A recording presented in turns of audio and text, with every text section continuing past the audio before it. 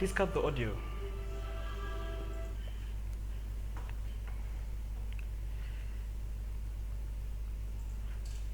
Welcome, ladies and gentlemen, to the first ever virtual exhibition fair brought to you by SNV under the OYE project with the theme Venture Up. Yes, we are so excited to have you here, and we know you are watching us from all over the world because this is an international event. Now let us know in the comment section where you are watching us from, how old you are, what it is that you do, because we know you are young entrepreneurs out there. I myself am a young entrepreneur, and the name is Debbie. And I'm Maxwell.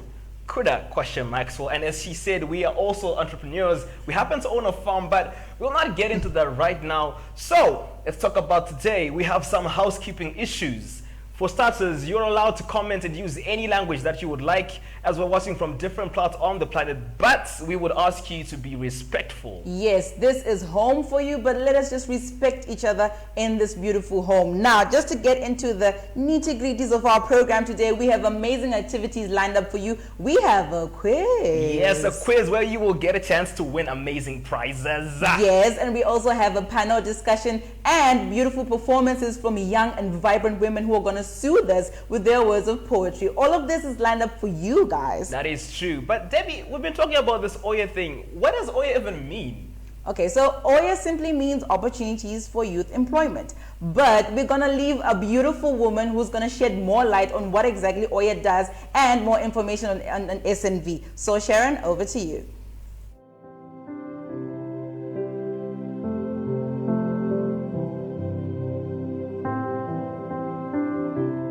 Hi and welcome to our very first virtual youth entrepreneurship fair. As you know, tackling youth unemployment has become a high priority for governments, corporates, civil society and donors alike. Through the Opportunities for Youth Employment or OYE project, SNV Zimbabwe is working to help create economic opportunities for young people in rural and urban areas, focusing on both formal and informal employment as well as entrepreneurship. With our market-based approach, we go beyond skills development and highlight the strategic role of the private sector and of course policymakers.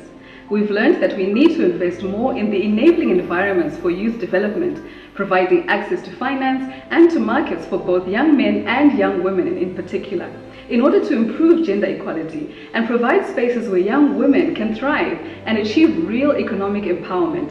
This benefits not only themselves, but also their families and their communities. Today and tomorrow, you will see some examples of some of these young entrepreneurs who are working with OYE to start and grow successful businesses. Now more than ever, young people need our support. If you want to know more about the OYE model or SNV's work more broadly, please do get in touch with us. Enjoy the rest of the fair.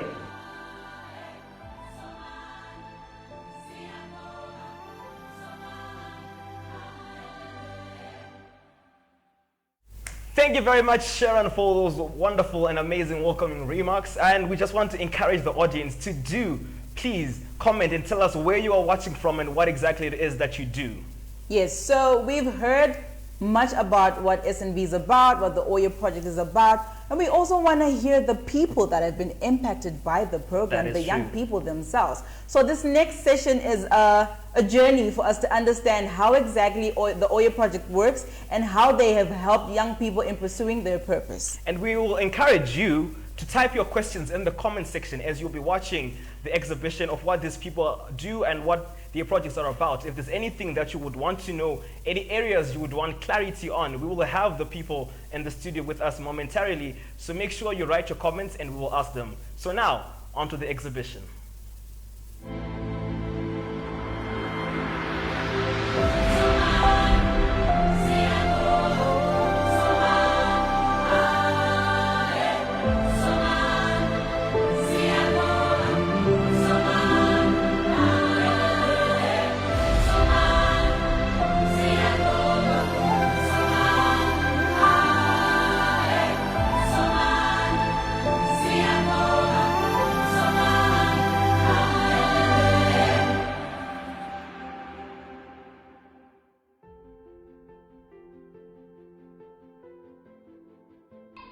Ndoita zvekurima maherbs ndichitengesa.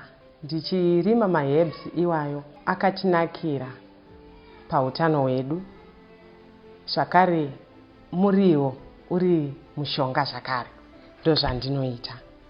Ndakatanga ari mavegetables angori generally ana repi cover, but nekuda kweprogramu yakazouyawo yeOYE yaitibatsira kumayouth zvakanyanya kuti vawane zvekuita mukurarama vachigona kuzvisustain ivo mayouth pachavo.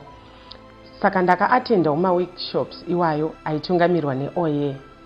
Saka mukuita maworkshops nemaseminars nemamatrip atakaenda kunana actuaries, takaona kuti ndinogona kuita chero kurima.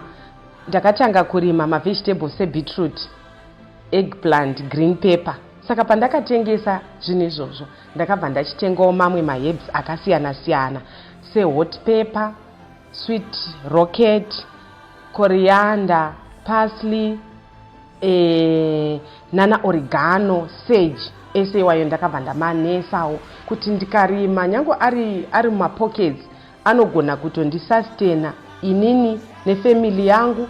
Pandotengesa ndatowanawo income, ndakutokwanisa kurarama, ndakukwanisa kutenga maherbs, ndakutokwanisa kuenderera mberi neproject yangu. Saka munhu paanouya pagadhi pangu achitenga green pepper, ndobva ndatomuudzawo pamusoro pebeetroot, ndobva ndatomuudzawo pamusoro pehot pepper, pemaherbs andinawo. Kumwe futi kwandomaketa veSNV vava veOYE pavanotouya vachiona maproject atiri kuita vari kutomaketawo business rangu. Saka zvinondibatsirawo futi kuti vanhu vari kuuya vachiona vachitenga vari kutomaketawo business rangu. Chimwe futi zvakandibatsira paOYE SNV iyoyi, exposure inobatsira kuti unogona kunge usina information kushayi kuti ndozvirima hau sei ndozotengesera ani, but the more yavanoti painformation unotoona kuti ndogona kutoita even pasmall land yandinayo. Tikatarisa setup yedu yemunyika medu, vanhu vakawanda vasati vane information about maherbs, zvakare havasati vakunzwisisa kuti anobatsirei, unozodini pamusoro pawo.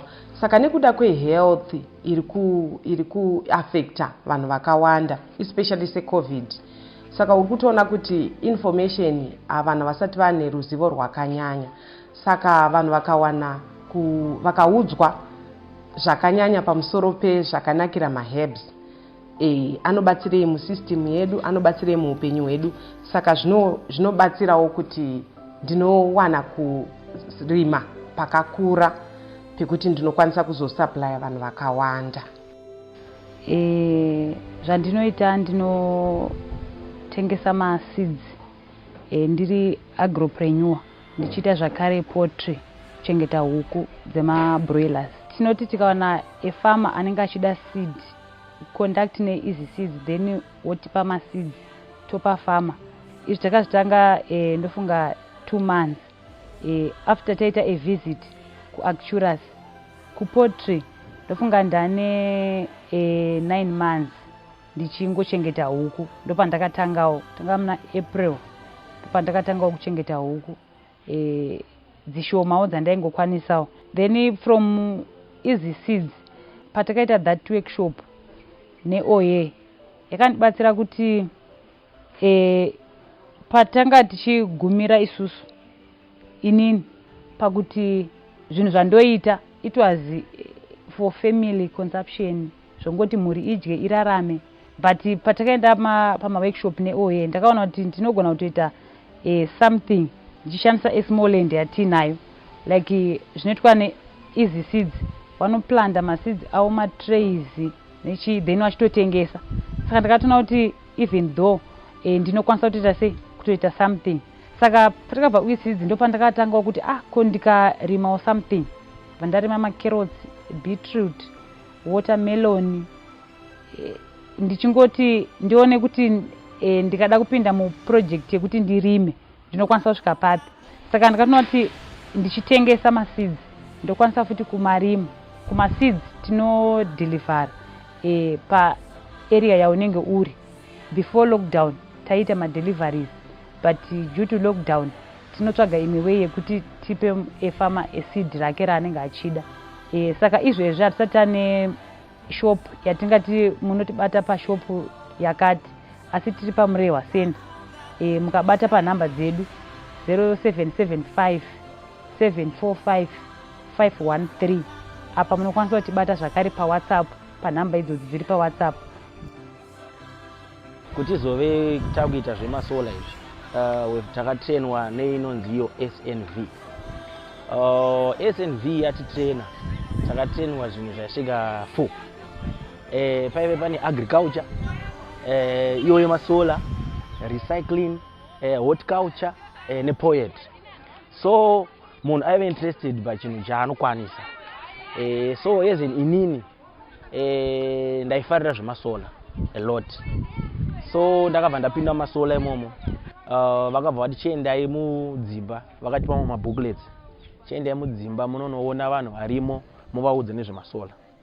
So ndasvika mudzimba ini ndakaona kuti it's very hard kuti nditengese chinhu chiri pabepa. So ndakatsvaga light iro racho ratinotengesa racho, ndo randakapinda naro kushandisa semarketing strategy. Ndokutanga kubva tatanga kutengesa since from the day one ndatakatanga izvezvi. Malights atatengesa so far akusvika 100 something. Ndakawana this product, Sun King product. Sun King vanhu vanozivikanwa vanouya kupa zvine guarantee. Saka kana uine guarantee zviri right. Also kana kusina magetsi handina problem, ndiri covered. Ndinonyatsoita zvinhu zvangu zvese zvandinoda ndine light rangu rakangofanana sekuti ndine magetsi esesa. Takanoita zvechokwadi 1 week tiriko tichidzidziswa kuchuba imba kudii zvakasiyana siyana. Zveshuwa takanobudirira macertificates edu akavapo akabuda. So zvakureva kuti kuchuba imba takungochuba, hatisina kana dambudziko. So tinoda kutenda zvikuru kuti SNV yakatibatsira kuti tiwane mabasa akafani yaya, because nowadays kuti uwane basa is very very impossible, harikwanisiki. But now toda kutenda.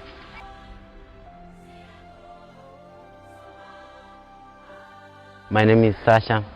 I am 24 years old. Tine company yedu tinoita zveku horticulture. We are talking about vegetables. We are also talking about tomatoes and also onions and other different types we haven't even started yet. Saka takatra my initials names edu. Saka inonzi VVS horticultural. Saka tiri se group tinoita pamwe chete zvinhu zvedu. Firstly takatanga kurima kale ne tomatoes. But pekutanga takafesa challenge yekuti mvura yainetsa. So zvakabva zvafa zvimwe zvacho. Tatazoshingirira mvura yatanga kuita ichiwanika. Tatazokwanisa kutenge tichirima more, but tadyara repi. Tadyara repi yakabva yatoita vatatanga kutengesa. OYE yakakwanisa kutibatsira nekutipa zvekuti titange pakurima. Even land ndo vakatitsvagira demo plot iyi yatiri kushandisa.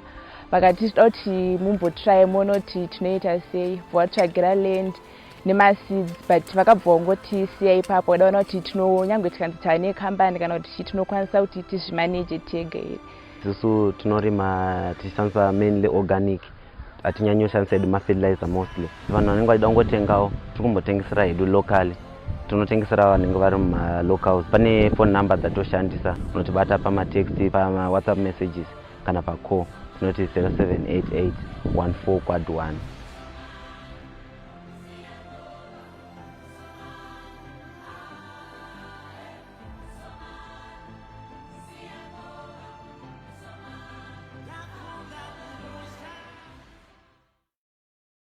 much for joining us, and if you are just tuning in, welcome to our virtual exhibition fair brought to you by SNV in partnership with the Embassy of Sweden in Zimbabwe, Swiss Agency for Development and Cooperation, and the government of Zimbabwe. Now, as we promised, soon after the video we would have the young people themselves in studio, and I'm joined today by two beautiful and enthusiastic people, but I'll allow themselves to introduce who are you, And yeah, those are the basics that we want to know. So we'll start with you, honor ladies, of course. Thank you so much. I'm Shingra Ngorima. I'm 35 years. Okay. Okay, thank you so much. I'm Shingra Ngorima. Yes. I'm 35 years. Okay, and Muneta Nije. Ndinoita zvekurima maherbs. All right, and the gentleman? Okay, thank you. I am Timothy Sacha Matambo. I am 24 years old. All right, and Muneta Nije. I am a horticulturist. All right. So I think the basic question that I would like to start off with is, before OYE, how was life? Life in Yangagamira se musati maona rubatsiro kubva ku OYE tusanganini. All right. Before OYE, ndairima ma vegetables. Okay. Pa garden diki. Zvekuti ndikwanise kungorarama nemhuri. Kanawo ndatengesawo zvaive zvishoma. Ndo zvandaingoita zvega. All right. Okay, and the gentleman? Okay. Inini ndakanga ndiri munhu angoitawo kagarden at the backyard. Saka ndaingorimawo ma vegetables for consumption. Ndichitawo ma tomatoes nema onions. But ndaitozongoona kuti sometimes ndaitozomboona kana $1 kana $3 after ndatombotengeserawo vemunharaunda manga ndiri. All right, so it was start small, earn something, kuti upenyu urambe uchienda mberi kind of thing. And then maybe the second question following up to this would be, after mabatsirikana ne OYE, upenyu wenyu wakachinja sei? What change was there? And imi makakwanisa ku influence vanhu sei after the help yamakawana kubva ku OYE? Tombotanga ne the gentleman. Okay. Chakaitika ndechekuti OYE vakangouyawo kumaraini kwandogarawo. Ndobva ndangojoinawo program yavo. Saka pakujoina kwandakaita program iyi takangoonawo vachiinspire mayouth, so that vakabva vafoma anonzi maclusters. Maclusters umu ndakabva ndakwanisa kuwanawo vamwe vane passion inenge yangu. Ndobva tabatana bataita as a group. Pakutanga takatanga tiri a group of 21, so that vamwe vatakaita navo vakabva vaita give up, so vakaita falling bwatodona bwatosara. So pakazoita 2 vasikana vakazosara vachicontinue neproject vatazoita 3 including me. So now tine group redu rinonzi VSV, ndo zvatiri kutoita mazono tiri kutoita zvehorticulture izvozvi. All right, endurance is the key indeed. Never give up on your dream. It may seem hard at first, but you keep going and you reach where you want to reach. Thank you so much. And the lady, how has life changed for you? All right. As a young woman, ndaona machanges akawanda. Especially kana usina information. Unogona kurima, but haugoni kutengesa, how to market your business. Okay. So, same young woman, you find kuti waingorima ma vegetables. Nyango kati ndine ma vegetables, but usinaka that skill kekuti ndinotengesa sei, zvinogona kutadza kuiendeka zvakanaka. But because of OYE, yakatidzidzisa ma skills, leadership, how to market your business, how to communicate mu business, you know. Saka izvozvo zvakatibatsira zvekuti ndakaona kuti even ndiri kurima zvinhu zvidiki, but kana ndikagona kunotaura nevamwe ma young mothers, ndikagona kuno communicate navo ndichimarketa business rangu, zvinoita kuti zvinhu zvangu zvinotengeseka zviri nani. Saka OYE yakatipa information. Saka ezvinezvi handine information even kushare kune vamwe ma young mothers. All right, so OYE came with information, it came with inspiration, and as young women, we are usually talking about women empowerment, gender equality, and OYE is for that, changing the livelihoods of young people. Saka imimi semunwe mukadzi, maybe the last question that came in, semunwe mukadzi, how can you say my programs akaita sana OYE can uplift vamwe vakadzi, not just you, but vamwe vakadzi out there? What more can we do to help vanhu vechikadzi? All right. Zvimwe zvatinogona kubatsirana, especially vanhu vechikadzi kana vakaungana kuma programs avo like ekuchechi, anaruwadzano. Ma programs iwayo I think akanaka kuti vanonowanawo information. Saka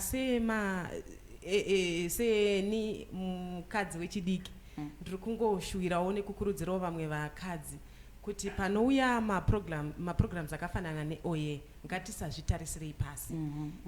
Ngatisazvitarisirei pasi tichifunga kuti maybe ndezve varume kana kuti vadiki diki vari kungobva kuma A level. No, but as long uri a woman you can do something. All right, you heard it for yourselves, ladies. If you are a woman, you can do it. There's no barrier about age. If you want to farm, you can go ahead. If you want to do whatever project that you want to do, you have to do it and grab opportunities like OYE with both hands and feet. Maybe my last question, this is coming personally, Bakwandi, to the gentleman. You said you're into horticulture. Yes. Semurimi ari under horticulture. How can you inspire varimi out there to horticulture? Vamwe give up asatotombenda kura chiti zvibatsire ma 2 minutes. So how best can you inspire them in a way that you've also been inspired in OYE?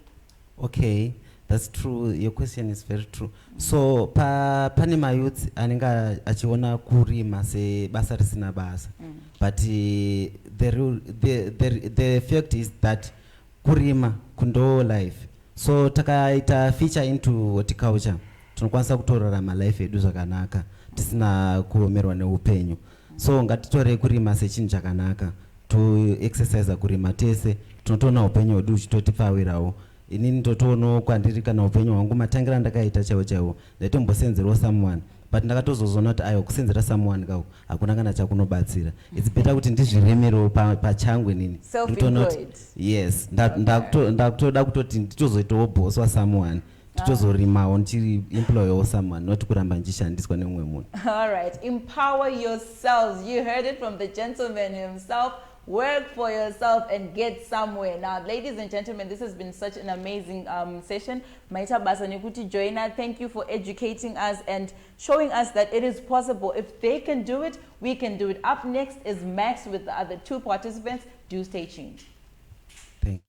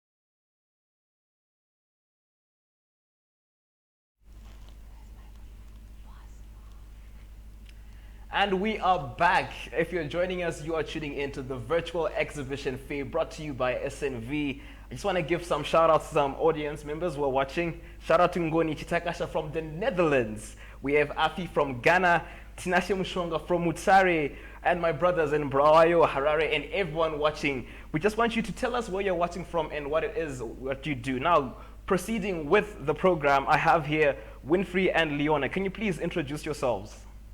Winfrey? Oh, okay, thank you. Okay, my name is Winfrey Mnyurwa. I'm 30 years old. Leona?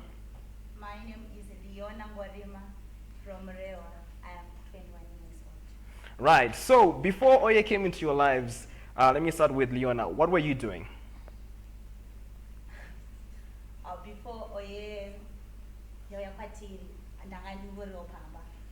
sometimes the guava, jaga. But it's not actual occupation and getting data channels. Okay, so she said before OYE came into her life, she was just at home, hustling and just gallivanting, doing whatever and whatever. She wasn't doing anything productive. And Winfrey? Okay. Before OYE auya, divertis nazvinhu zvataita taita zvemushikashika ndofunga mukataisa mayuthi mazhinji asina zvokuita varongorembera muti motikari romushikashika so kwamuriwa kuti taita zvemushikashika tichienda kumutautawa. Okay, so Winfrey over here was what we call in Zimbabwe a shika driver, which is, I guess, a pirate, and they were into transport, just, you know, doing illegal things with the police and all of that. But then OYE came and it changed their lives around. So the next question that we have for you is, what impact did OYE have when it came, and what impact did you see after OYE? Winfrey? Okay, after OYE yapinda mukati, in fact yakatopinda mukati me life mangu nokuti it changed everything. Tiri pamushikashika chaipo I could not even manage even kubhadhara kana tsvakire kuno, but after OYE yauya I've raised all the money. Last 2 months ago I finished all the money I did. Thank you. Alright, so Winfrey just said that before OYE came into his life, he was looking for Lobola money, which he has managed to raise through OYE. Well, congratulations, my guy. Leona, what impact did OYE have for you? Okay. Kwandiri OYE payakauya ichitora mayuthi ichivaitisa ma basic skills. Ndakabva ndita venture into solar. Life yakatanga uchinja kuti the way endeita zvinhu before ndanga ndakuita after ndanga nda a bit professional because ndanga ndane data whatever called. Right, so Leona saying there that OYE helped her to be more professional and profound in her work. Before she was just doing things haphazardly, but then OYE brought in the order. And she did mention that these two are into solar, right? Let me ask you this, Leona. As a young lady going into what is seemingly a male-dominated industry, how have you managed to succeed and thrive, and how has OYE helped you in this area? All right, chekutanga pakauya this training, ndakango developer an interest, then ndobva ndaita mukana wekuwana Winfrey, my legend. So Winfrey angagara aine ruzivo rwezvemasola, angagara achigona kuita ma-installation. So ndakabva ndada kutambira padhuze naye ndichizemberana naye so that ndinogena experience, which means pride takatomborasa pasi. Tobva tatirega tichimbozvininipisa so that tichese. So because ndinefamba naWinfrey, he's a male, so the more people pavaigena confidence kuna Winfrey, because in ndanga ndinaye pandinozotaura something or pandinozoaddressa something, or vanhu pamavazondona they say anokwanisa kunga ine knowledge because munhu anofamba naye anosiva. Discouragement aimbouya uchidiscouragwa pamusoro pemba, and at first zvainyadzisa kwira ladha pamusoro pemba, but because ndandina Winfrey aindidzoti mufana shamwari so tatoda kutoti chii vanhu vorareva nemoto wavo. So I think that's what I can. Okay, wonderful. So Leona just said as she was starting out, she was clever enough to partner up with Winfrey, who had a bit of knowledge on solar and the project that they do. And as they were dealing and helping people, she managed to get the impression that she could do it because Winfrey was there and he was encouraging her to do it. So Winfrey, well done for encouraging Leona on this. And I'd also like to ask you, you said you used to be a pirate. Do you ever miss that life? Do you look back and go pamberi ne OYE? Achatobuda kuona. Aiwa mushikashika chatomboona nokuti OYE yakatibatsira zvakanyanya. Even mamwe mayouth ariko kumaraini kwatinobva uko tongoma encouragewo kuti guys pandeve ndiri munovaziva, but now even most of the guys want to unenge watoita dumbo ane dumbu kai ndozvaunonzotaura, but OYE helps me a lot. Okay, so Winfrey saying he is not looking back to the life of piracy. He's moving forward with OYE and he has no regrets. He's being an inspiration to the other people in his community. And Leona, are you inspiring the young girls to also get into technical and also doing other things other than gossiping and things that may not be productive? Yes. Ndinova encourage kuti vaite zvinhu zvine profit. Like mostly usati wamazviri unongochona unga vanhu vari kupenga. like patakaitiswa training tanga takawanda tanga tisingori tuchete but the fact yekuti munhu ari kuda kutangira pane zvimwe zvinhu kuti atangirewo from scratch nepatience neendurance ndo zvakaleka kusvika tasara tiri 2 vari bit active saka kune vasikana vakaitawo seni tikuti zvimasola zviri more technical but we can do it tinotokwanisa kutozvita tichimeka money rather than kuswera tichitamakuhwa tichiposta sina kana basa time iyoyo ishandise kugadzira upenyu hwako hwamangwana and even vasikana vemucommunity kana vamwe vakadzi they are still admiring kuti this girl pakatanga zvaita sekuti zvisina basa but now vari kuti avo vanenge vakutotsvaga kuti ari kupi saka vamwe vako unombovaudzawo here unombovadzisawo here kuti wakazvitanga sei.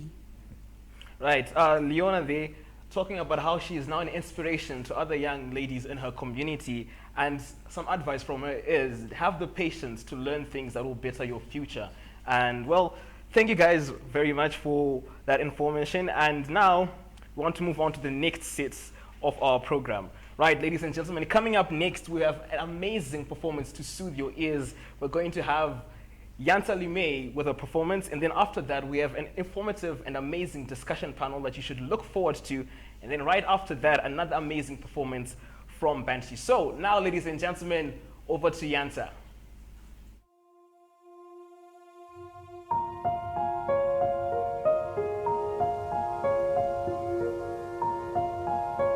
Thank you to the SNV OYE team for putting together this VentureUp fair and just creating a platform for the youth to fully explore their potential. My name is Tanya Radzwa Emily Ngundu.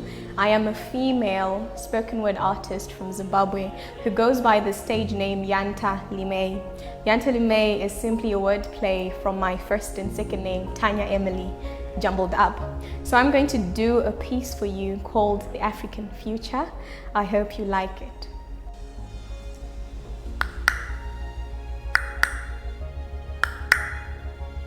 Listen as Mama Africa clicks the tongues of yesteryear's wisdom into the ears of tomorrow.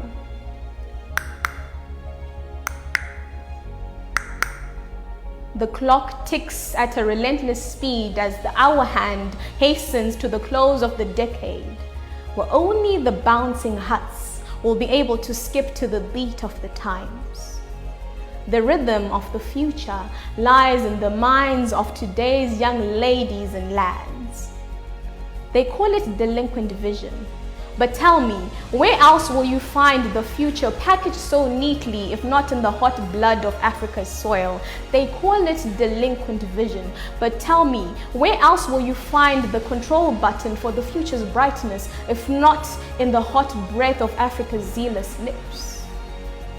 For so long, she has laid down tranquilized from their digging and looting. She has squeezed fresh gold juice for them, only to have her children scrambling for dead milk at the dried nipples of her breasts. She has wept diamond tears into their insatiable pockets, and they in return have gifted her their unwanted pennies and institutionalized poverty. There is a stinging irony in begging for bread which was stolen from you in the first place, and then bursting into pathetic gratitude when only the crumbs of that bread are returned to you. How she has given, how she has yielded, how she has submitted, and how they have taken, how they have scraped, and how they have emptied Africa. But lately, a mystical drum has been playing vibrations of liberty into her ears, telling her that her children no longer need to hunger when the lush green forests dance to the rhythm of her fertile hips. She now realizes that the key to her children's prosperity lies at the core of her bleeding heart, because this heart bleeds nothing but good intentions and self-reliance. She hears the echoes of sustainable development goals, and she realized that the pursuit for sustenance can only come from within. For no man could ever quench their thirst by asking another to drink for them. So Today she rises from a lethal slumber, embraces the sunshine as it shines on her. And for the first time in a long time, she weaves the frock of wealth for no one else but herself. Thank you.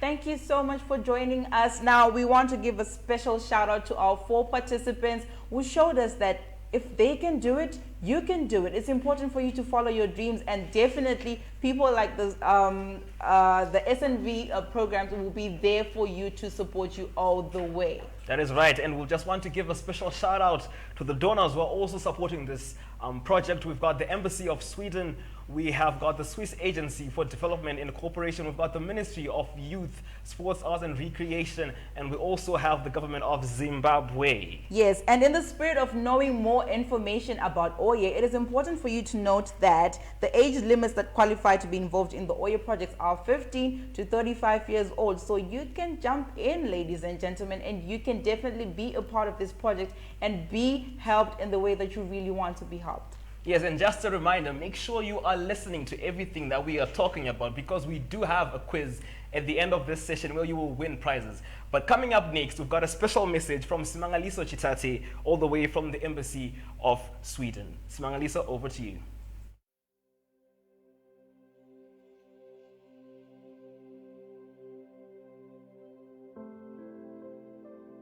My name is Simangaliso Chitate. I work at the Embassy of Sweden. I'm the program officer responsible for livelihoods, entrepreneurship, and development of finance in the country.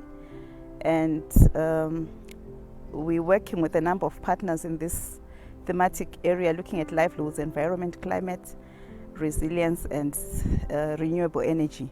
But my specific focus is looking at entrepreneurship and business development, particularly for youth and women. And this strategy that we're running with started in 2017 and is going to run up to end of 2021. And under this thematic area, we've been working with a number of partners in the country, covering the entire country in terms of the regions. And one of the partners is the SNV Zimbabwe office, where we are working with them on the OYE project, the Opportunities for Youth Employment. And we started supporting them in 2019. So far, the results that they've submitted are quite good. We're happy with the results. It's despite the fact that there was a delay due to the COVID pandemic, but what they achieved before the COVID pandemic is quite promising in terms of what we intend to achieve. We know that the strategy that they're working under comes to an end at the end of 2021.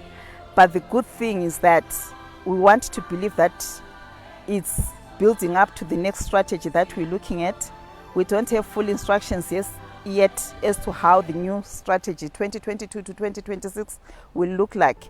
But we want to believe that it will build on whatever partners like SNV are doing under the OYE project, because we want to believe that the need is still there. The need for youth to be economically engaged is still there. And want to believe that the youth have a potential to drive this country beyond what we are seeing right now.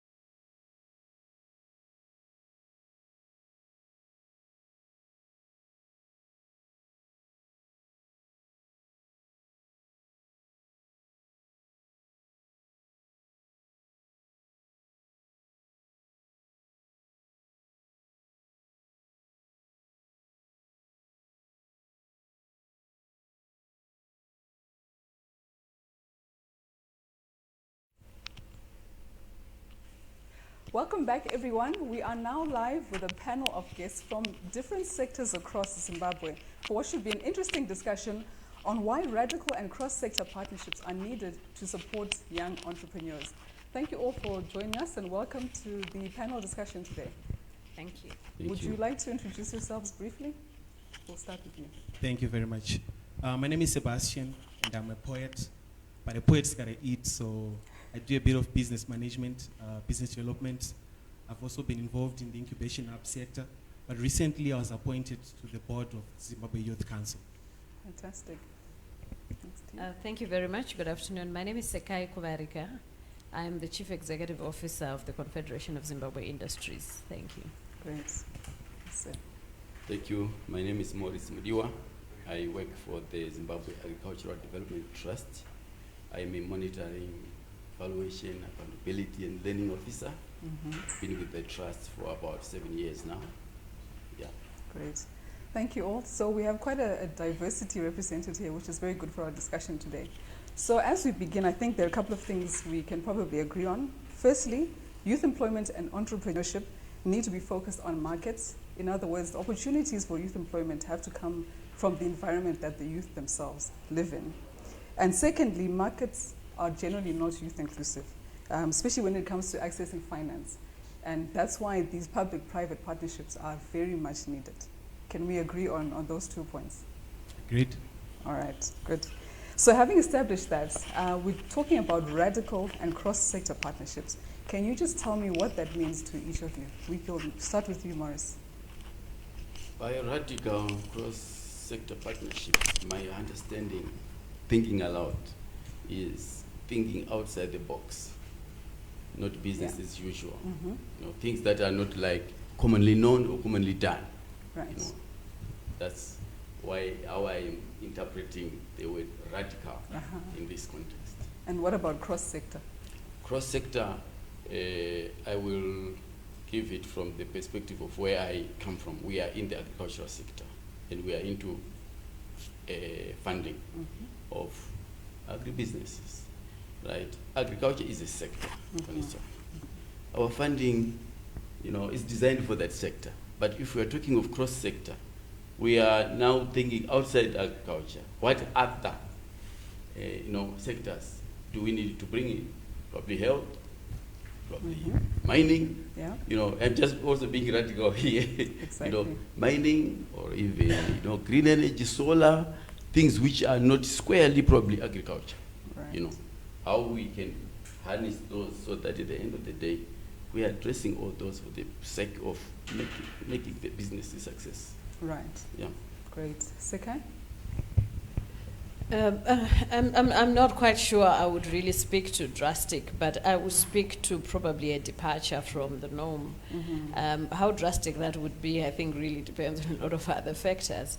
But from where I stand, I think that a lot of the youth entrepreneurship activities have been implemented without a full recognition of the ecosystem, the business ecosystem in the country. So you find that you've got maybe youth startup initiatives that are not connected to scale activities. So we've got we work on an assumption, and the assumption is that in the environment there are scale raters, or there are places where these businesses can be scaled, and in the environment there are incubators, and in the environment there are various other components.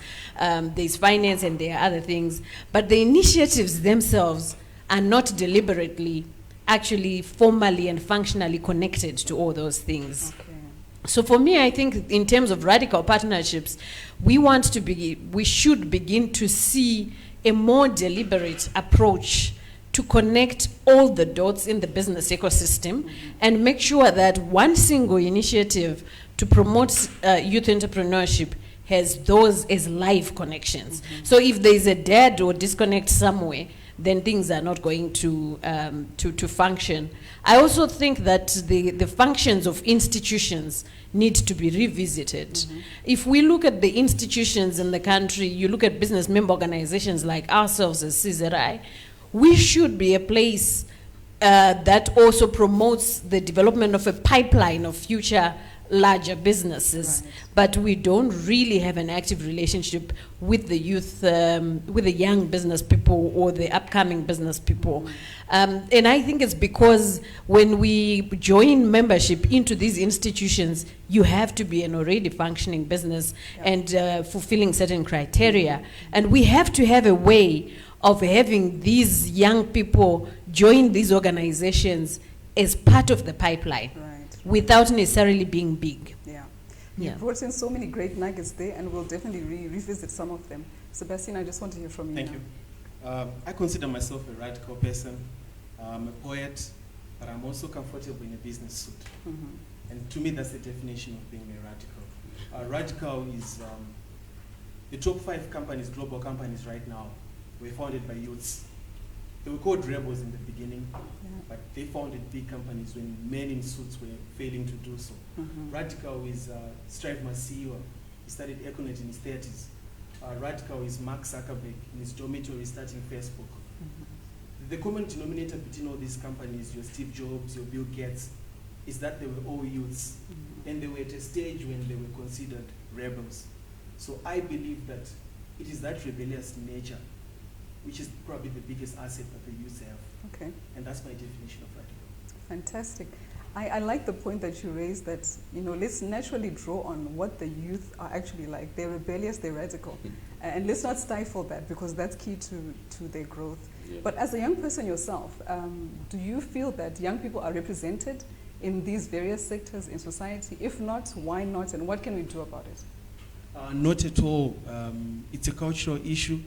It speaks to our culture, things like patriarchy, things that have been there in our society for a long time, that have held people down.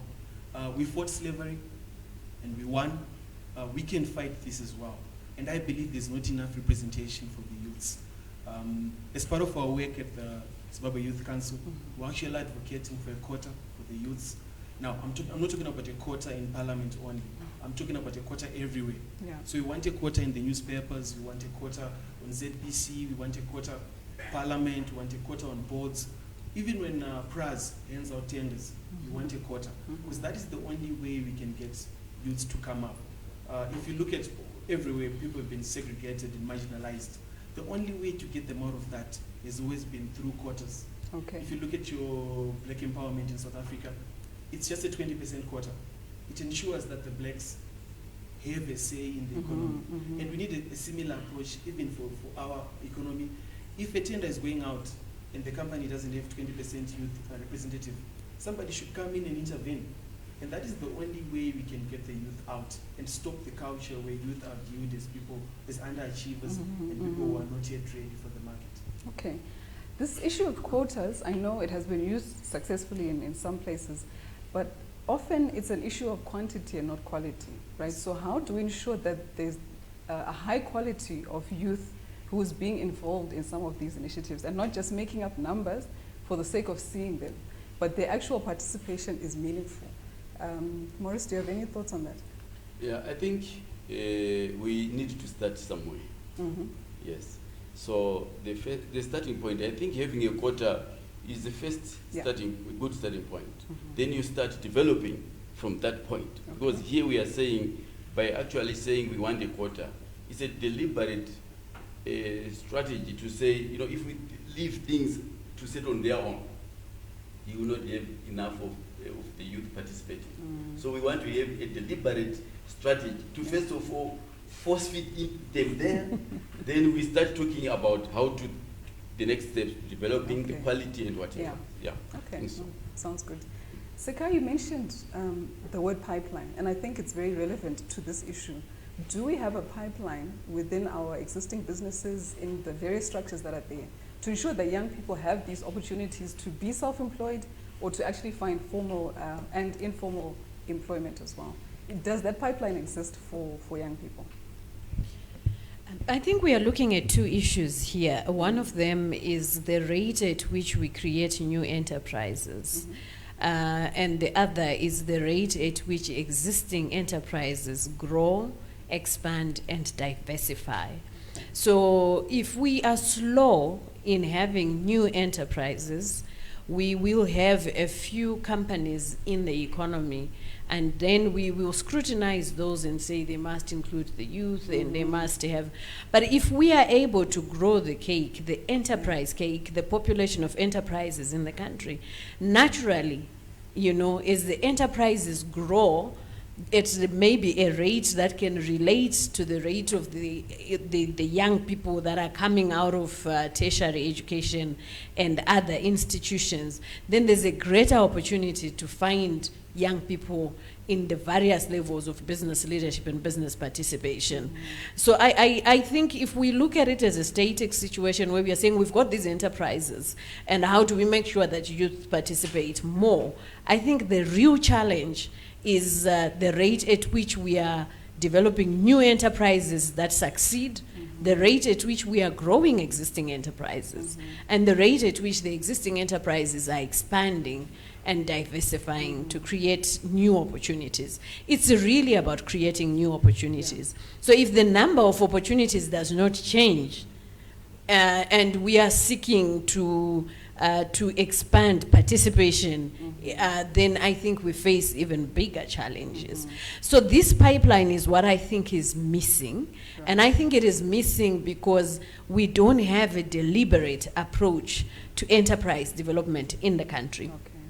My radical view about enterprise development is that we need to take the same view to enterprise development as we took to human development, where we are each year as a country celebrating, this is the population growth. We must be at the end of the year saying, this year we had this many new enterprises, where we are also at the end of each year celebrating the children that have gone beyond 5 years, where we have less under 5 mortality, and it becomes a national thing that we are actually saying, wow, last year we had 50 new enterprises, and you know, the number of enterprises that are folding before the age of 5 is reducing time and time again.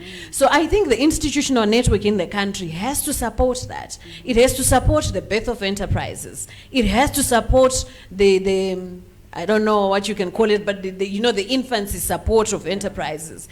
And we have to be deliberate about developing these. Otherwise, we are not multiplying and expanding the opportunities that we want to include the youth in. That's such a great analogy that you brought about ensuring that even as the number of people increase, as the population increases, where are all these people going, right? As the young people are growing up, what are they going to be doing? And can we ensure that if they can survive, if these startups can survive the first 5 years, generally they say that if it survives those first few years, it can definitely thrive, right? Just like as human beings, so what are your thoughts on, okay, as these initiatives and these ideas are there, what is stopping us right now from implementing such institutional initiatives, and even as individuals, as corporates, as communities? What are the blockages? Where are the constraints right now, in your view? Okay. First mention the pipeline. That's an important part of the conversation. You call it a pipeline, we call it an ecosystem. So all the parts have to be present for the ecosystem to work. Now, there's a common analogy when they say that give a man, teach a man how to fish, and he will never go hungry. Yes. But there's always a missing part to that analogy. In most cases, you teach someone how to fish, but there are no dams. You teach someone how to fish, but they have no fishing rods. Right. Or they don't know where the dams are, which is common.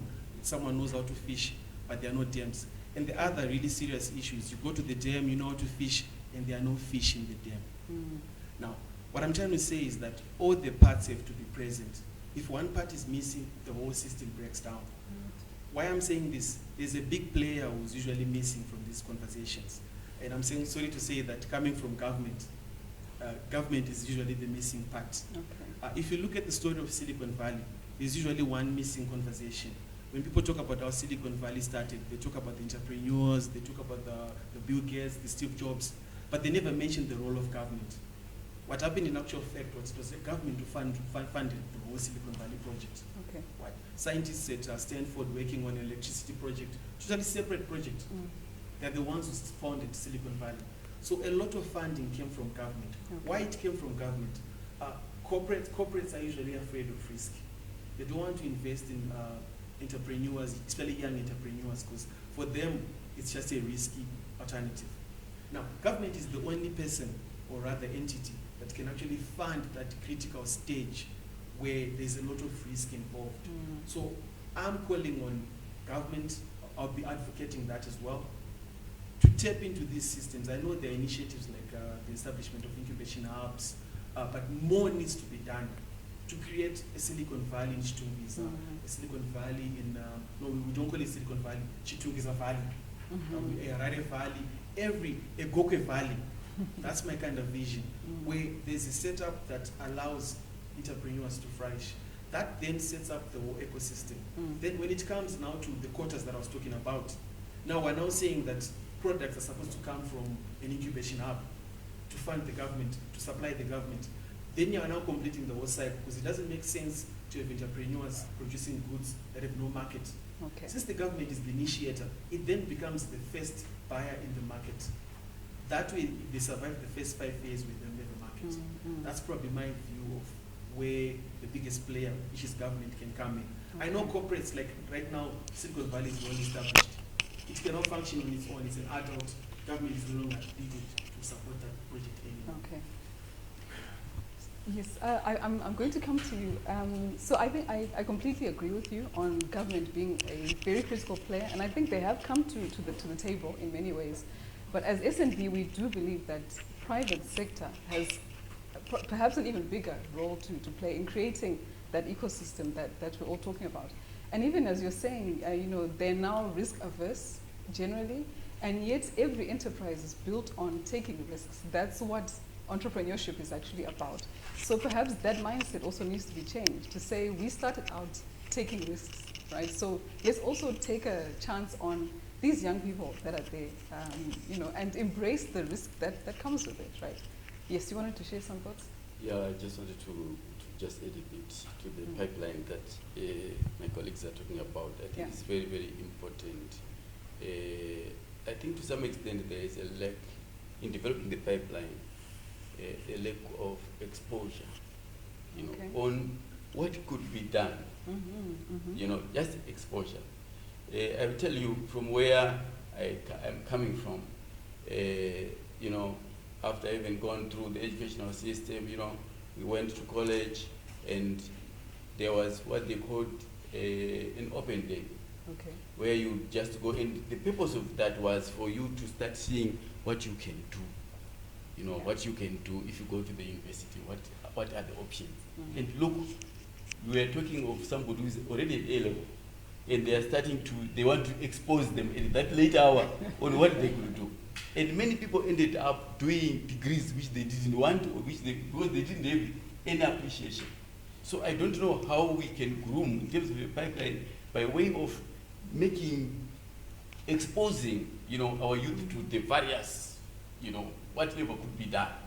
It's unfortunate that our economy is not yet, you know, it's the doldrums. But, you know, if there was a way of taking our youth, spreading them across the globe, you know, they just, you know, it's like a joyride and walking and seeing what is happening. When they come back, I tell you, we will see wonders. You're quite right, Morris. I know that there are countries where in primary school, they actually start having pitch competitions for young people who are under 12 years old, and they get to know about the basics of starting businesses and actually running them. So I think there's a lot to be said for the role that education can also play. In our schools, I'm sure there can be initiatives, and these are the cross-sector partnerships that we're talking about. You know, is there a way that the business sector can say, okay, let's go into the schools and start implementing some of these projects? Is there a way that as the Youth Council, you can actually advocate for, you know, some of these different ways of thinking outside the box, as we've all been saying? I just want to move on to the issue of young women, especially. We know that generally they face a lot more hurdles in order to start businesses. The environment tends to not really support their ambitions. They have other responsibilities which are very valid. So how now do we allow and enable and empower young women you know, to overcome some of these obstacles and do everything at the same time, so that it doesn't have to be either or. You don't have to necessarily choose, but you can actually find ways to thrive economically, as well as carry out all your other duties and roles in life. Sekai, maybe we'll start with you. That's a very difficult one.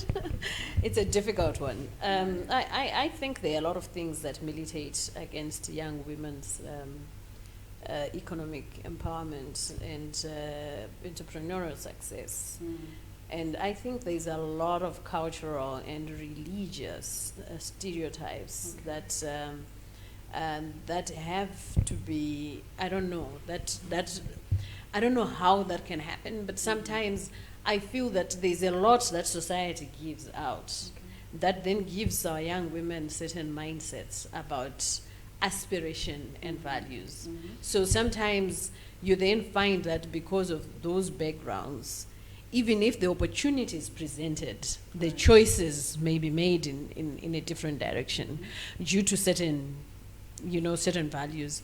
So I think in terms of the country creating policies and making undertakings to make sure that the girl child has access to opportunities, the policy side, we have made a lot of progress. Right. We have signed up to declarations, we have made provisions, we have done all that. A lot of it is really around, is very much the social constructs that we have and the cultural issues and the stereotypes, which policy can't fix, you know. And so I don't know what it is that would impact our value system in such a way that the young women then benefit from the policy intentions that are already on the table, you know, because those are provided. Yes. But I think society as a general, that's when you find that you can't police cultural beliefs. Okay. So there's no policy that you will create that will deal with cultural beliefs.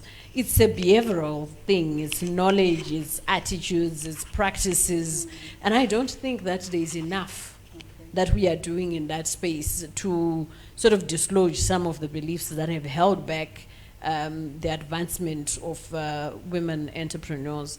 And if you talk about financial inclusion, for example, you know, there's the youth bank, there's the women's bank. These things are put in place. When your programs are structured, they are structured with that consciousness and to try and make sure that you actually reach out to these girls. I'm not quite sure what your experience has been, but I would suspect that it's possible that while all these things are provided, culture holds them back, and there's no policy to deal with that. So are we saying that, you know, our entire culture is wrong when it comes to women empowerment? Are we saying that, you know, there isn't a way to balance and to find some happy medium where, you know, these things can actually coexist, so that you actually meet people where they are, as opposed to trying to bring in things that are very foreign to them? Maurice, I'd be keen to hear your thoughts on that. You work in the agricultural sector. What has been your experience there? As Sekai has said, you know, this is very difficult, and everything that you know, anything related to culture has to be approached from a long-term perspective. It takes time, you know, it takes time to change. Even, you know, women just changing to, you know, a few years ago, it was taboo for a woman to put trousers in our culture, you know, and but people started changing, you know, it's dynamism. Right. But you go in some societies in our country, there are others who, when they look at you and see you with they start shying away, you know. Yeah. So it means they're still that far also, you know. So I think to some extent, the affirmative action, we may have to live with it, so that we kind of really, you know, if we can't push, probably we pull, you know, so that at the end of the day, we are trying to cause things to happen. I tell you from a recent experience that we, you know, we did in the OYE participation that we did, ZADT and SNV. Okay. We participated in a session that they did in training for the youth. And just attending the training, the female youths were about, I think, 48%, which was quite commendable. They were taught about the business, the skills. Then they were supposed to prepare proposals to submit for consideration for funding.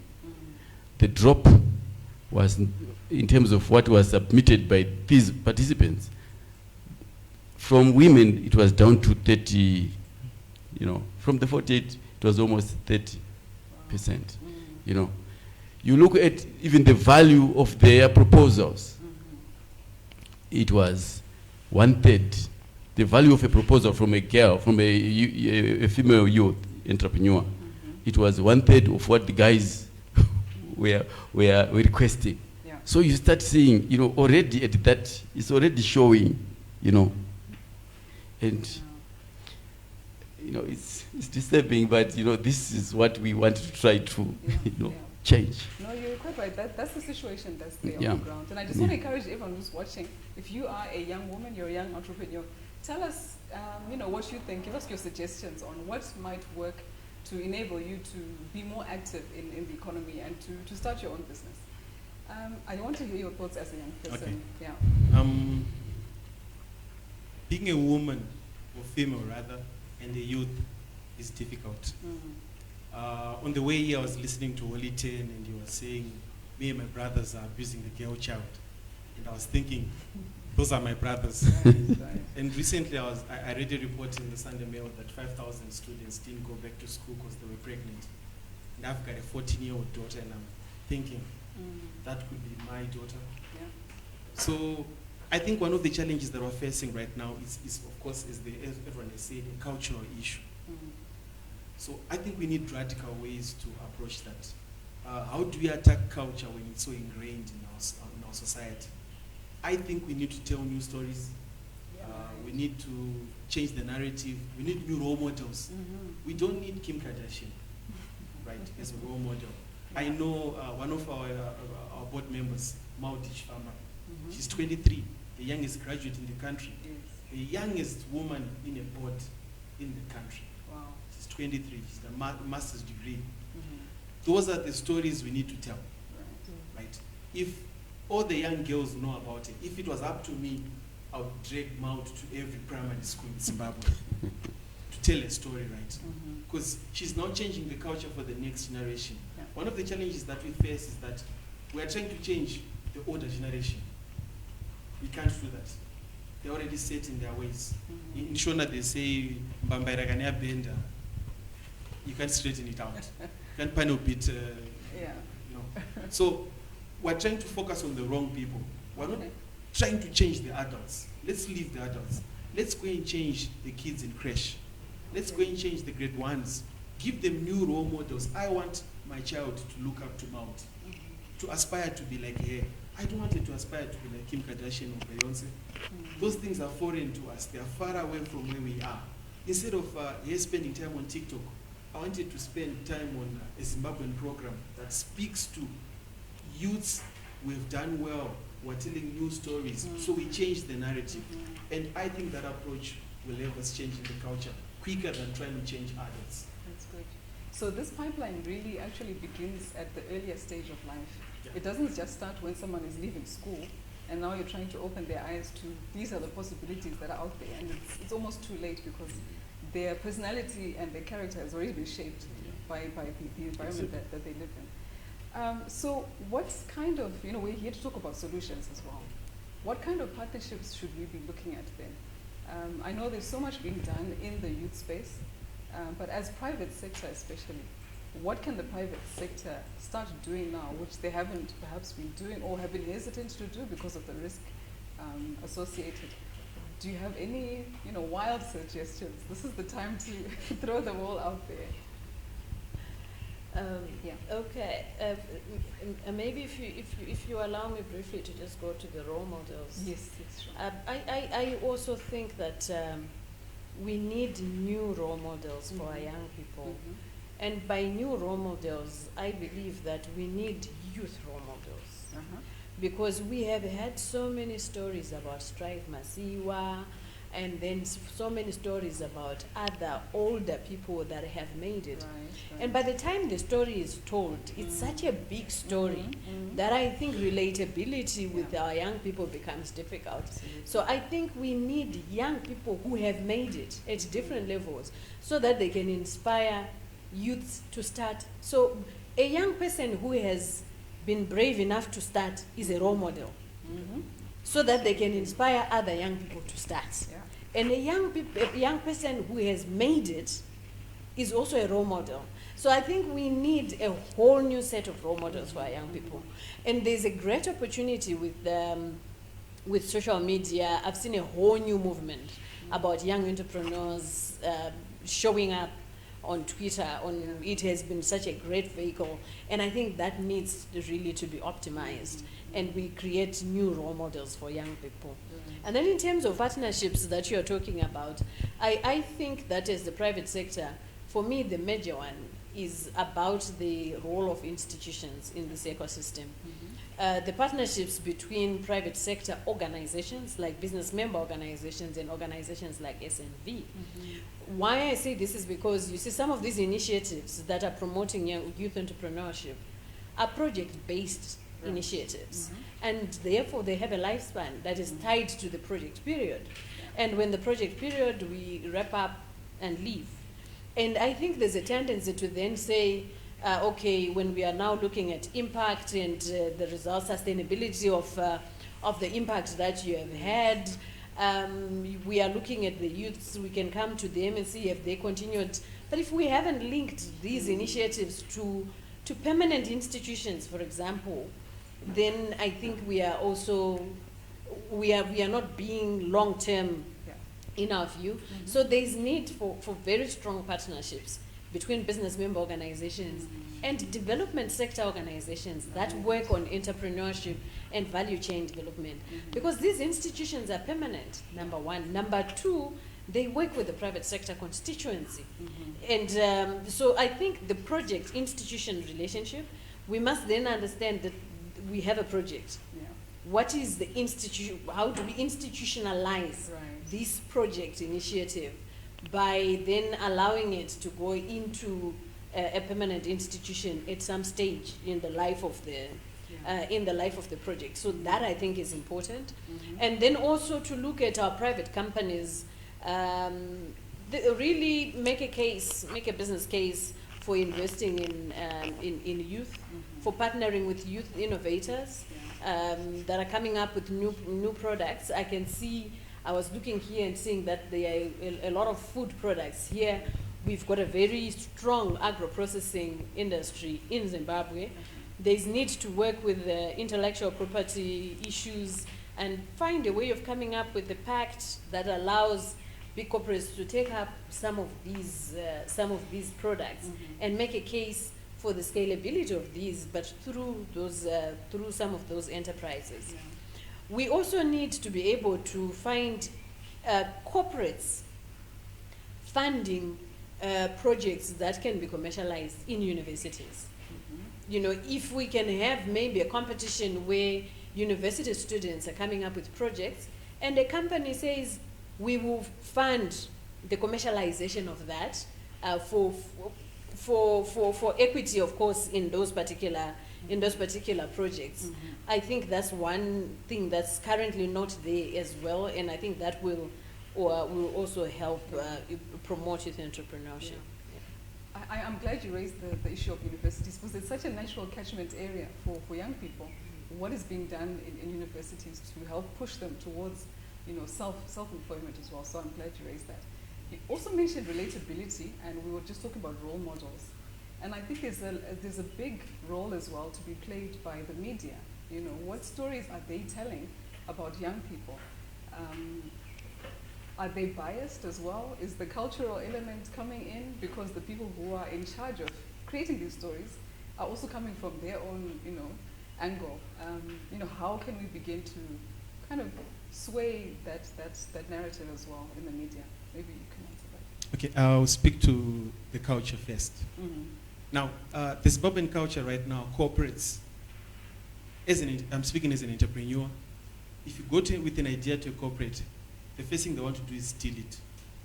That is the first thing that they want to do. Yeah. So that's a cultural issue with Zimbabwean corporates. If you go to Silicon Valley with an idea, they will not steal it.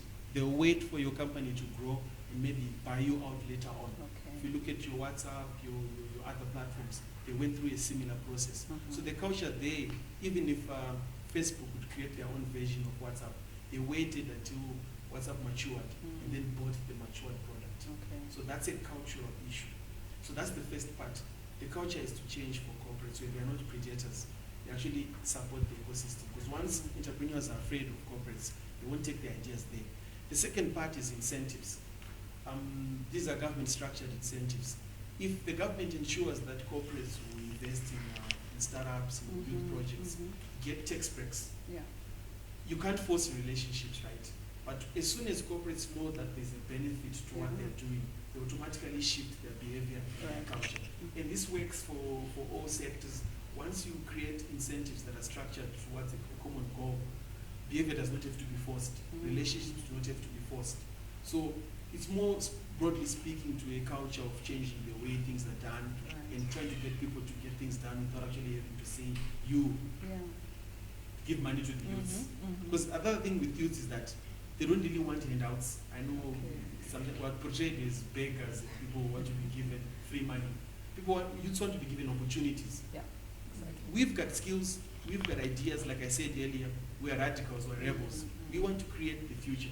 What we want now is the opportunity. Once these products are created, we want a market. Right.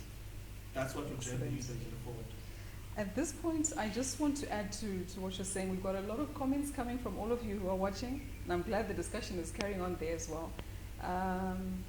We have Catherine who's saying she's watching from Hatcliffe with other OYE youths who are excited about the session. We're glad about that. She also agrees with Morris that it will take a revolution, and a revolution that does not happen over time. So we need to continue advocacy around these cultural issues to help formulate policies that then inform the law. Philip is also enjoying the discussion.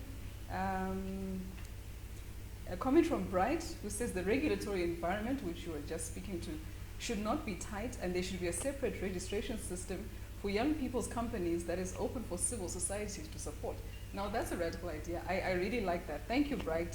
Bright Marume, that's a great idea. Andromeda says, I agree with you. The issue of a whole new role model is a fact, and it's critical. That comes from Francis. So keep these comments coming. I think there's a lot of knowledge out there as well. We have these experts here, but I think many of you have the lived experiences. So you can actually tell us more about what's happening in your life. As we're running out of time, I just want to give you a last chance to maybe just give a few words of advice or final parting shots to the young people and anyone else who's watching right now. We'll start with you, Morris. Well, I think first of all, I wanted also to just comment on the issue of the role models. They say if you want to catch a thief, you set a thief. So if you want, the right role model to inspire or to cause things to happen, I think we have to set the youth who have made it, so that they really then are the torch bearers.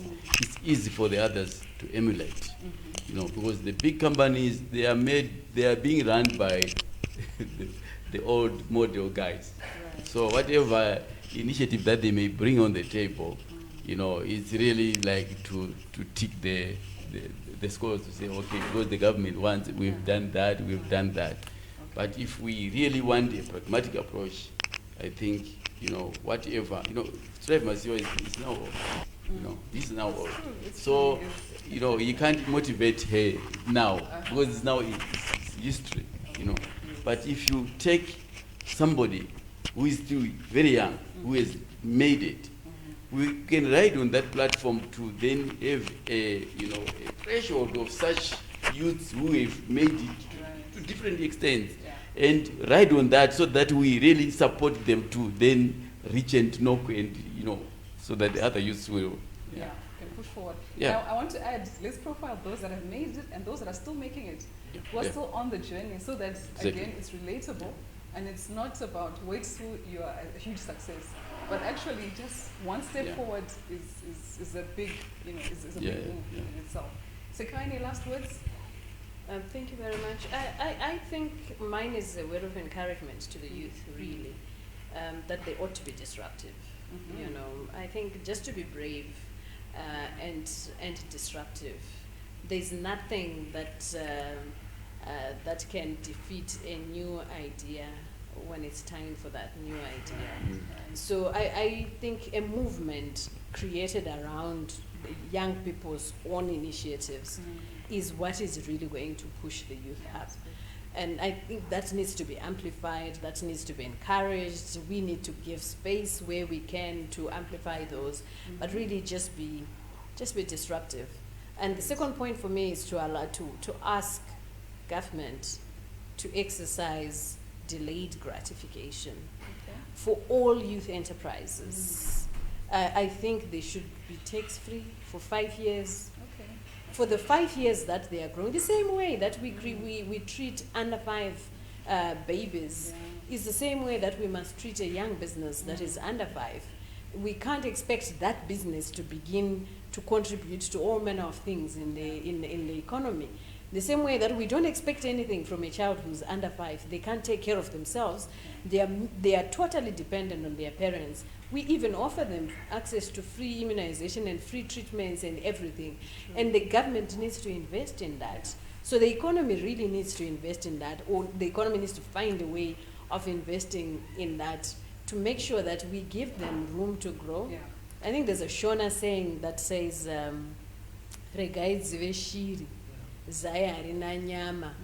so any young business that is under 5 years old is Zain. We must allow them to flourish so that they can actually give us more. Thank you. That. Final word from Sebastian, one young entrepreneur to other young entrepreneurs. I'll speak to everyone. The magic number is 68. That's the magic number. That's the percentage of youths in Zimbabwe.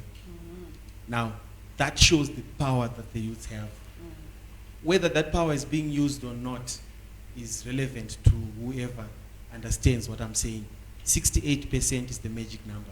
The second issue is that one of the biggest assets that we have is youth.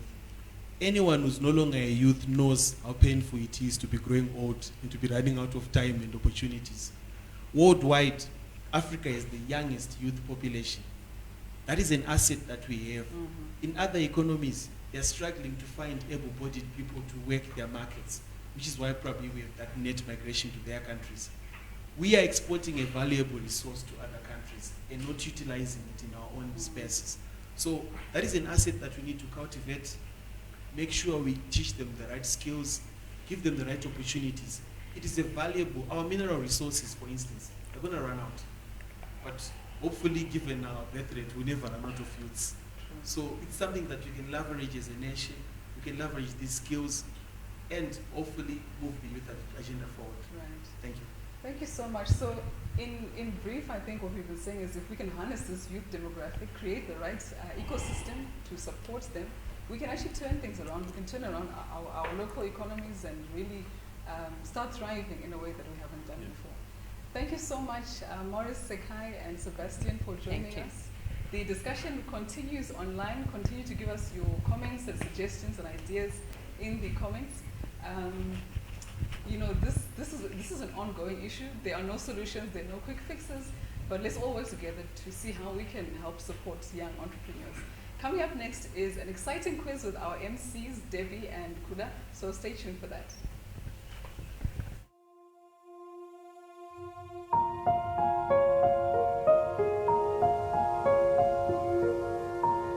Hello everyone, my name is Tatiana Natalie Kondo, or Banshee, which is my stage name. I am a spoken word artist, and I would just like to thank OYE SNV for giving me the opportunity. Let me grace you with my poetry. Thank you. Live life like a queen, live life like royalty, but royalty. Let me tell you something for absolutely nothing. Your narrative is not supposed to be a eulogy. You have the power to write your own story. You have the power to rewrite your history and even your bloodline's history. So instead of contemplating suicide, Why don't you contemplate on ideas that will help you evolve from the suicide, dear king and queen? What kind of royalty? What kind of royal greatness settles for less?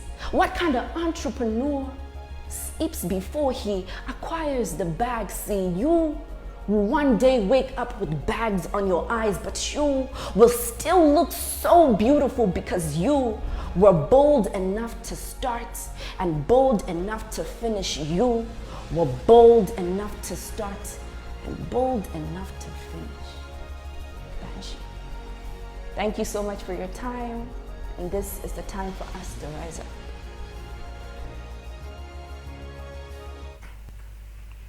An amazing performance there from Banshee, and we would also like to thank Sharon and our esteemed guests for such an informative and educative panel on why radical and cross-sector partnerships are essential for the success of young entrepreneurs. They spoke about things such as how bringing in different sectors in our country to construct a more deliberate approach to success by drawing from what the youth naturally have. That's where they were talking about how we are rebels and things like our talent, our creativity, and our behavior, bringing in everyone from different sectors, gearing them up for success. These days, us as youths, we talk about hashtag. I got a lot of hashtags from this one, like hashtag think outside the box. Yeah. Hashtag I'm a rebel. Yeah. Okay. And I also learned that 68 is the magic number. Yes, it's something I'll never ever forget. Now, in the spirit of learning more about OYE, it's important for you to note that to qualify to be a part of OYE, you must fit any of the following criteria. You must be aged between 15 to 35, like we mentioned before. You must be out of school, must come from an underprivileged community, and you must be self-motivated and passionate in life. You must be interested in either agriculture, energy, and or green jobs, and you must be unemployed. Now, we've been grasping a lot of knowledge. I'm still shivering from the discussion that we had. I wanted to for it to continue, but you know, due to time, we had to cut it.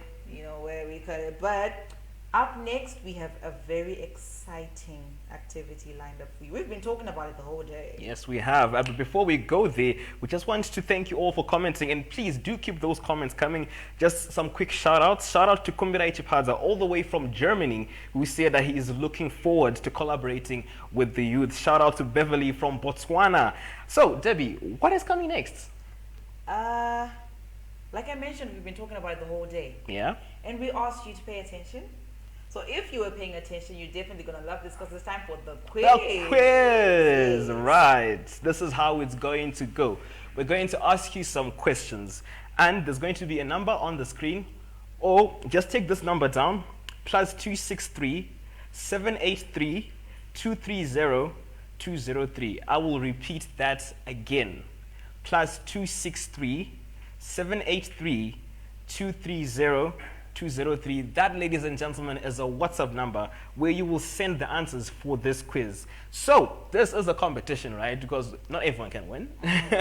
The first 5 people to get all 5 answers correct are going to win the prizes, the amazing prizes that we have for you. And when you win, you can get in touch with OYE on how and where to collect your prizes. So, Debbie, what's next? All right, just before I announce the questions, please note, first come, first serve, and no shorthand. Make sure your answers are in full.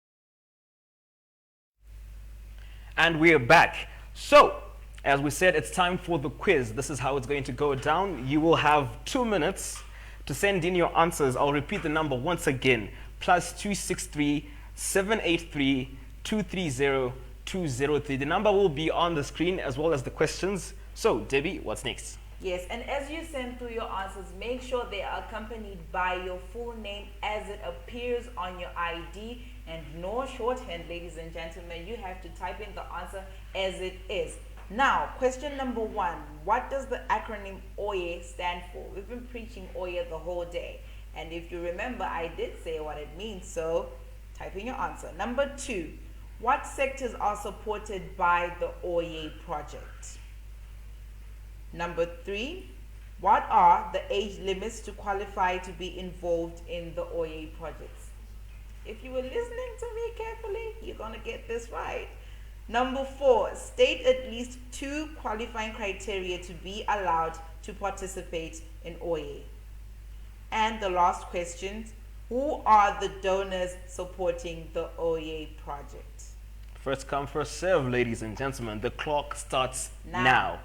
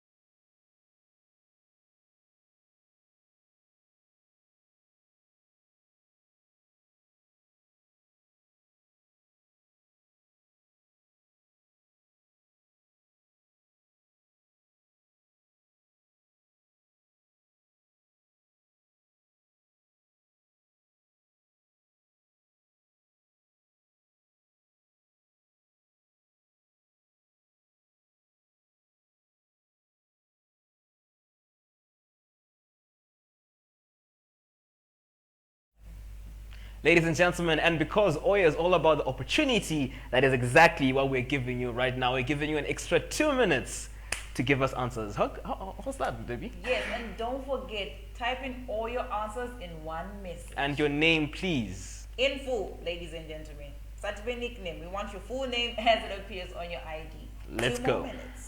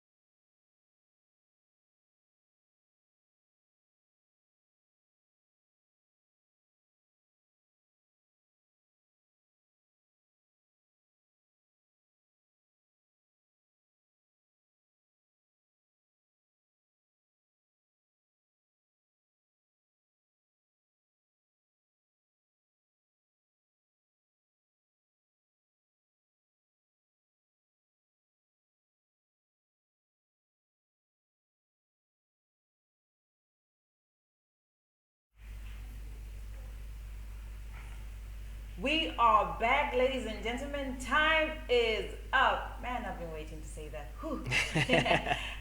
Anyway, Max is going to announce the answers for us before we get to the winners. So, Max, what was the answer for our first question? Question number 1. What does the acronym OYE stand for? And the correct answer was Opportunity for Youth Employment. I hope we all got that, ladies and gentlemen. And our second question was, what sectors are supported by the OYE project, Max? Well, the answer to that is the OYE project supports sectors such as the agriculture, energy, and sorry, I'm having problems here.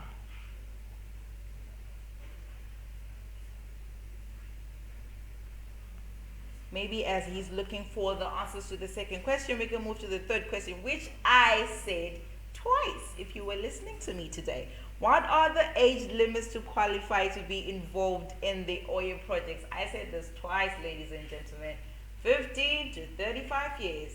Get that right. 15 to 35 years. Now, going back to the second question, what sectors are supported by the OYE project, Max? The sectors supported by the OYE project are agricultural, energy, or green jobs. All right. And the fourth question was, state at least 2 qualifying criteria to be allowed to participate in OYE. Maybe you can just run through all the criteria so that people know. So to qualify for the OYE project, one needs to be aged between 15 to 35 years, out of school or coming from an underprivileged community, self-motivated and passionate in life, interested in either agricultural, energy, and or green jobs, and is unemployed. All right, and the last question for our quiz was, who are the donors supporting the OYE project? We've got the Embassy of Sweden, the Swiss Agency for Development and Cooperation, the government of Zimbabwe. Yes, and many thanks to them for supporting our project. Now, this has been an interesting quiz, and it is time to pronounce and announce the winners. Are you ready? We would like to congratulate the following. Congratulations to Simon Mukonyora, Andromeda Nanringo, Leonard Gurure, Persuade Mahoko, and Sharon Mago. You can collect and discuss with the number that you send the answers to and get information on where you will get the prizes. So congratulations to them for winning the prizes. Yes, thank you for making us proud. You guys were paying attention and you got your prizes and you deserve it. Thank you so much for participating in this quiz. Now, we have some closing remarks from a renowned man who I believe would definitely do justice to this. Ladies and gentlemen, please give it up for Mr. Kuzurunga.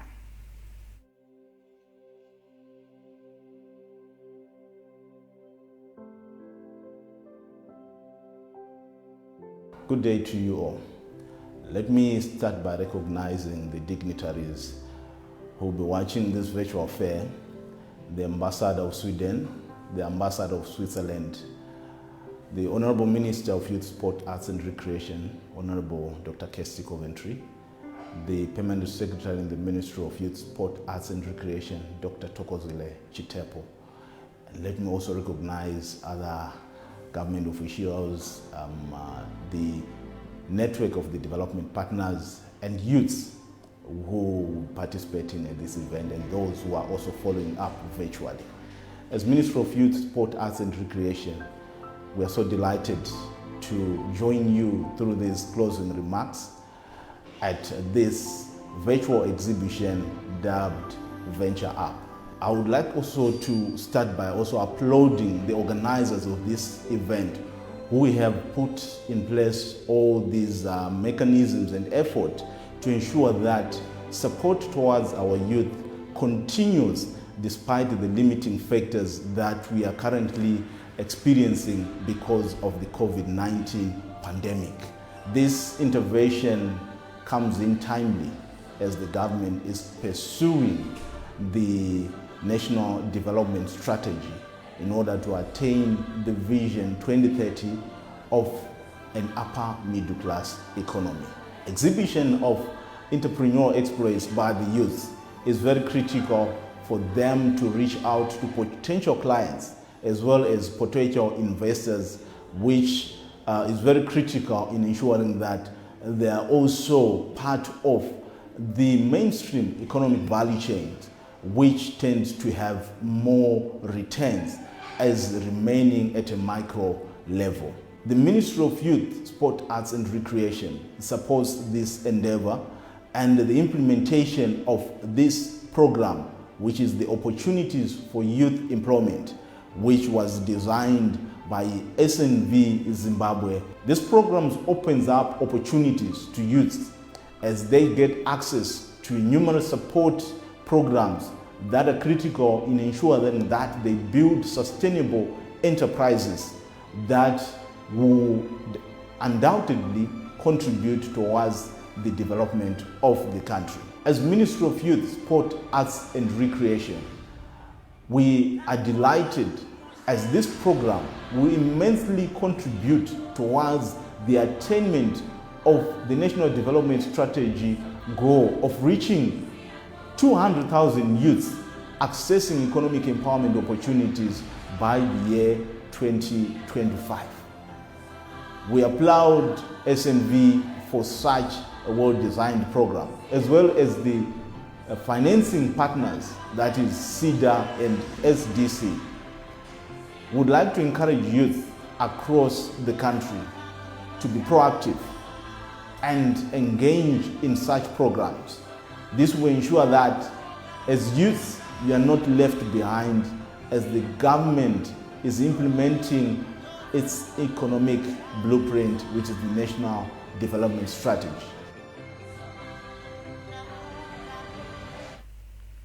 Thank you very much, Mr. Kuzurunga, for those amazing remarks. We are grateful for the work the ministry is putting in to support the youth. And to the audience, we are happy that you guys are still active in the comment section. Yes, we see you continue on the discussion. But unfortunately, ladies and gentlemen, we have come to the end of this session. I feel like we needed to go on and on. You know, that panel discussion did things. That discussion was amazing. Things to me, but anyway, do we have something else lined up?